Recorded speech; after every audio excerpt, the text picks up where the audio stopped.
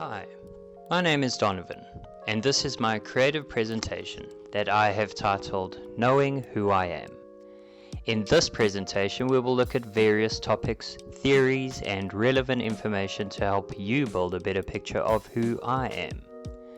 We will cover the following topics: the different views of the self as proposed by William James, how each self influences and guides my own life, which life stage I am at, according to Erikson's life stage model, how my personality and identity have been shaped, what is gender and sexuality, my own views on gender and sexuality, the work of gender schema theorist Sandra Bem, what is thinking, what are feelings, how thinking and feeling help in counseling, what is well-being? The practices I engage in to enhance my own well-being.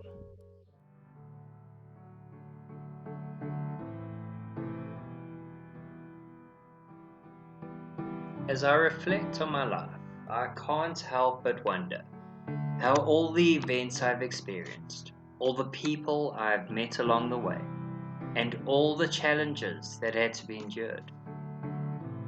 The great American philosopher and psychologist, William James, described the theory of self as two parts called the I and the me, where the I constitutes the self that knows who they are and what they have done in their life. James, 1890, claimed the I part to be the pure ego, as it was the thinking self and could not be further divided. So when I consider myself in this here and now moment, I see my own I part that creates a continuous connection between my past, my present, and my future. My own I part is at the center of my universe. I wake up and I'm there. I move around and interact with the world around me, and I am there. The I part is the active source that initiates reflective behavior. William James, 1890, described the me part as a separate object or entity that one describes their personal experiences. He divided the me part into the material self, the social self, and the spiritual self. Let's have a look at my material self. When I consider the different aspects of my material self, I am first drawn to my body. My body is my first home, and one that I respect for the most part, even though sometimes I take it for granted. Next, I look at my clothes. My clothes that dress my body help me to express my image and status to the world. Of course, we can talk now about money, because money often plays a pivotal role in balancing my self-esteem. The more of it I have, the better I feel about myself. My family is a very important part of my material self as well. They keep my material self happy and allow me to feel connected and belonging to a tribe I can call my own. Let's now move on to the social self. You see, I and most others have an ability to adapt and change their social self to suit the appropriate occasion. I am almost a different person when I am with close friends, as opposed to when I am at a formal function. These changes are necessary as they help me blend in with the crowd, so I can adapt and feel part of a wide variety of social situations. Let us now look at the spiritual self. This constitutes of my personality, my values and conscience. It makes up very important parts of what we call the spiritual self. And it's these parts that introspect deeper constituents of my life as it is now, and also how I want it to be. Over time, my spiritual self has rewarded me immensely with greater self-awareness and the ability to reflect on what life really means to me. As I explore the question of who I am, I can't help but scrutinize Erickson's life stage model theory to help me better understand which life stages I've experienced and transcended, and the possible life stage I may be currently experiencing at this point in my life. Erickson postulated that each life stage will be met with an age-related crisis that one must resolve so they are better equipped to manage potential future crises. I am at the seventh stage of life, which deals with generativity versus stagnation. I am challenged with various crises that are not only based in this stage, but seem to be elements of previous unresolved crises from earlier stages. You see, I work in the mental health industry as an applied kinesiologist and life coach. However, while I feel I am following my purpose and attempting to contribute to society, I am being challenged by not only the many directions one can take and study in this field, but by being able to create a sustainable business for the long term. And since I only started this career within the last 4 years, I recognize that the challenges of stage 4 and 5 of creating identity in industry were not completely resolved and often create great confusion and inferiority complexes for me. Stage 7 is an incredibly important stage for me, as I already feel I've wasted so much valuable time by hesitating on my career. However, with that being said, I am studying to further enhance my career. So as opposed to stagnating, I feel I am growing as a person that values generativity and being of value to society. For the most part, my relationships have been meaningful and important to my personal growth. My parents got divorced when I was young, and I had little contact with my father growing up. However, my mom and grandmother raised me, and this made up the bulk of my family relationship, which allowed me to feel a deep sense of affection, acceptance, and involvement in the home, yet also applied healthy means of non-coercive forms of discipline. Family relationships are seen as social institutions that help children learn about who they are and the world around them.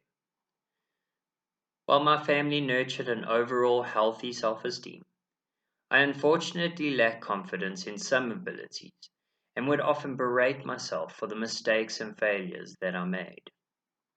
This, I later learned, was something my mom did to herself, and I can only imagine I picked it up from her when I was young. I was also highly influenced by a group of significant others in the form of my closest friends. They assisted my social development, confidence, sense of adventure, and courage. My social identity became that of reckless, funny, caring, fun teenager that was popular among the members of the group. Then, into my early adult years, my wife became and still is my most influential relationship. Our bond has allowed me to express my compassion and love, but also the permission to explore my potential career roles and the failures that have come with it, and also to learn how to embody manhood that is cognizant of success, compassion, and personal growth. It is because of this relationship that I have with my wife that I now can conclusively state that I have a healthy self-esteem which places importance on my abilities, my strength, confidence, and intelligence. Gender is related to how one refers to themselves in terms of man, woman, or boy, girl, and is based on society's conclusions received from biological factors that include sex chromosomes, sex organs, and hormonal makeup. However, if genetic congenital conditions produce children with more atypical sex traits, then they were often relegated to being labeled as hermaphrodites and subjected to realignment surgery to better conform to the male-female paradigm. This simplistic view on gender stems from the rules, guidelines, and research that were historically established in society that was based toward the hegemonic masculine belief system that was, and still mostly is, based on gender binary. Since procreation without the use of scientific intervention requires a male and a female to be effective in creating offspring, it was then also assumed that sexual orientation must conform to this notion. Today, society is changing its stance on what it is viewed as appropriate sexuality in terms of identity and practice. It is most common for people to label their sexual identity as lesbian, gay, asexual, bisexual, transsexual, and heterosexual. But a growing number of individuals are starting to reject the notion of being identified by their sexual preferences, as they propose that sexuality is not who they are, but more what they do. Regardless, sexual orientation has been an important part of recognizing and therefore protecting the rights of the vulnerable communities that are often prone to hate crimes and prejudice. And while sexuality is an important part of adult growth, development, and expression, there is a line to be drawn when it involves exploiting people to such acts against their will, and especially in the case of children. Most countries have strict laws that protect vulnerable individuals and view such acts as heinous and punishable by law. Growing up as a child in the 80s, I was expected by my family, friends, school, and society to embody the conformed characteristics of boy and manhood. If you were born with a penis, you were identified as a boy. Likewise, to be born with a vagina was to be identified as a girl. There was no further deliberation. On a side note, I have no idea how children born as intersex were treated, but I assume the parents would need to choose between boy or girl and then stick with their choice, whether realignment surgery was done or not. Such matters, however, never became public knowledge. Parents, families, schools, and society would enforce gender characterization and conformity at every level as acceptable standards of human behavior. I remember the boys would keep each other in check by taunting each other with words such as being called a girl, a wuss, a baby, pansy, fag, gay, or puff. Similarly, as we got older, those derogatory words evolved into statements such as, you throw like a girl, cowboys don't cry, be a man, grow a pair, don't be gay, and you're such a homo. To be labeled as any of these, even for a moment, was exceedingly difficult for any boy who wanted to be accepted by their peers and avoid being ostracized for differences that were beyond their control. This self-governing method worked well for developing the boy into the prototypical man that would be accepted by their family, friends, and society. As I got older, the socially acceptable standards was established as the now young teenagers divided themselves into males with male friends who found romantic interest in their female counterparts, and females with female friends who likewise found romantic interest in their male counterparts. The norm was to be heterosexual. To be honest, I found such conformity easy to embody. And while I had brief moments of questioning my own sexuality, I always knew I could confidently label myself as a heterosexual male. This still stands to this day. Growing up in a patriarchal society where hegemonic masculinity was hardly ever challenged created a dogma about what gender and sexuality meant. Therefore, although I am very open-minded and tolerant, I often find myself to be mentally and emotionally challenged by the wide variety and scope of gender and sexual expression. The need to question and therefore judge and criticize what I don't understand must often be critically evaluated so as not to offend and harm anyone and their right to express themselves with dignity.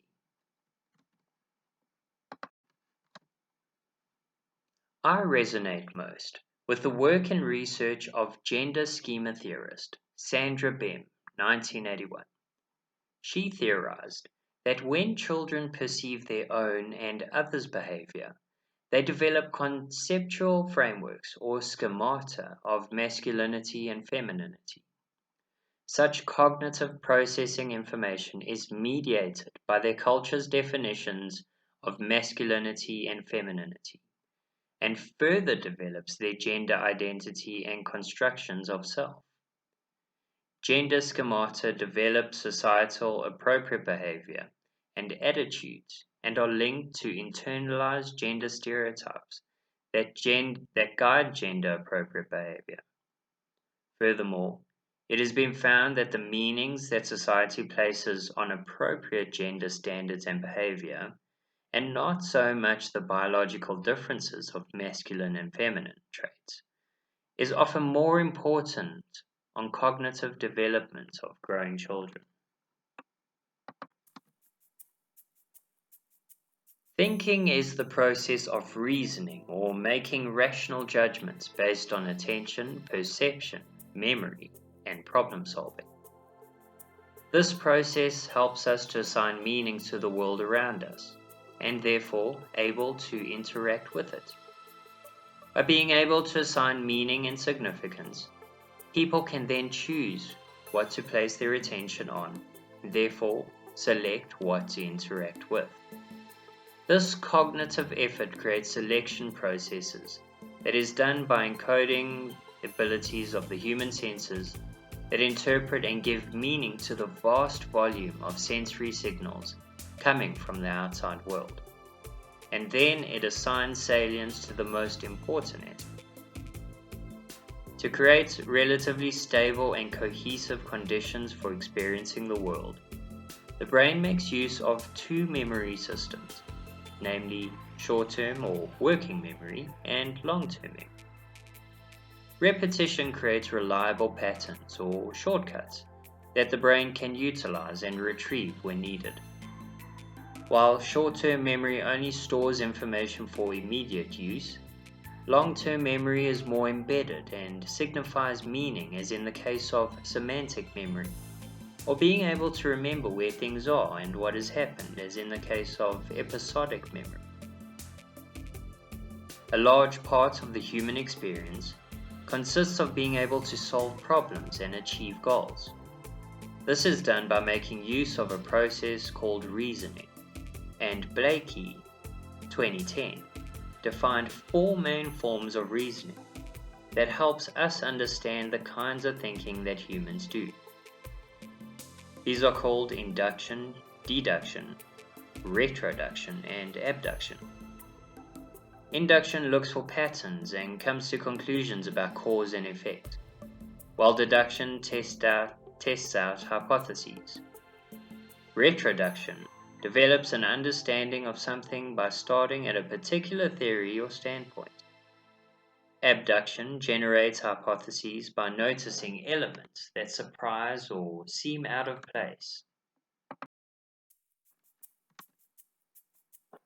Feelings are culturally based, subjectively experienced bodily states that include emotions, thirst and hunger, pain, sentiment, and moods.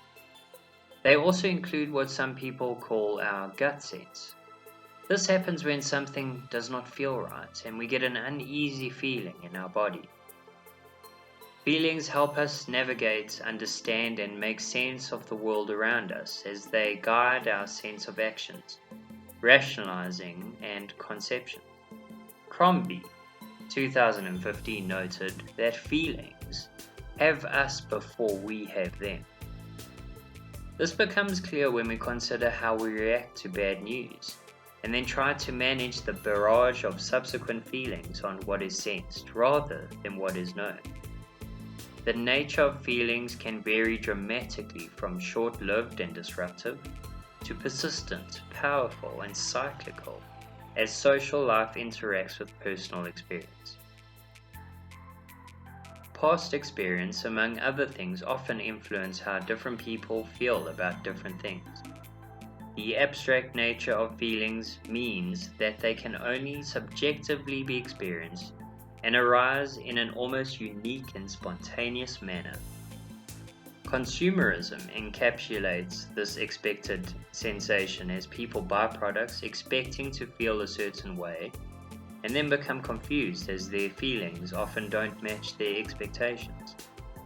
Clearly, subconscious factors are at play before the feelings come to the surface, which demonstrates its psychic origin. Thinking and feeling act as vital tools in the counseling context. While the conversation may feel natural and flowing to the client, I, as the counselor, am hard at work as I try to understand the client's issue, be more empathetic towards their needs, develop relevant questions, consider how and what to paraphrase or summarize, and be genuine and congruent, all the while displaying a professional and seamless persona that reflects effective counseling. Therefore, thinking and feeling become part of the subconscious feedback mechanisms that connect me as the counselor to the client and gauge, interpret, and make sense of the incoming information. By understanding the nature of thinking and feeling, I, as the counselor, can be more capable of understanding how and why I may be affected by certain things and not others. This awareness can be vital in creating appropriate responses to the client's needs. Well-being is the general mental and emotional condition of a person. For one to flourish in life, it is crucial to add positive value to their well-being, so as to enhance vitality, social satisfaction, fulfillment, and the ability to achieve what American humanistic psychologist Martin Seligman states as the good life. He formulated the well-being theory that proposes 3 kinds of happiness: how one examines their experiences and savors positive feelings in normal life, as in the case of the pleasant life; the beneficial effects when people become absorbed and engage in tasks and activities, which is known as the good life; the meaningful life, which questions how a person derives a positive sense of well-being, meaning, and purpose from being a part of and contributing to society. Staying with Seligman's research in positive psychology, I have found it useful to work with the acronym PERMA, which stands for Positive Emotions, Engagement, Relationships, Meaning, and Accomplishments. I often make use of positive emotions by engaging with a childlike curiosity at the surrounding natural environments near me. This creates a natural sense of awe, happiness, joy, and excitement. Deep, immersive engagement creates a state of flow when one is attending to tasks. While this area is still new to me, I have found massive value from its use and the subsequent good feelings of achievement and pride that it dispenses once a challenging task has been completed. My circle of family and friends is small, but important and meaningful. We respect each other, always enjoy each other's company, and are there for each other in good times and the bad. This creates a sense of belonging and promotes positivity. Meaning is something that I always work with and ponder on. Since working full-time with life coaching clients, I have found that to be of value and service to people is deeply important and makes life meaningful. Accomplishments is another area that I do not excel in, as I have had a tendency in the past to quit when my progress in something plateaus. However, since I value positive change, I feel it's important to address this issue as its long-term benefits can assist my growth as an individual.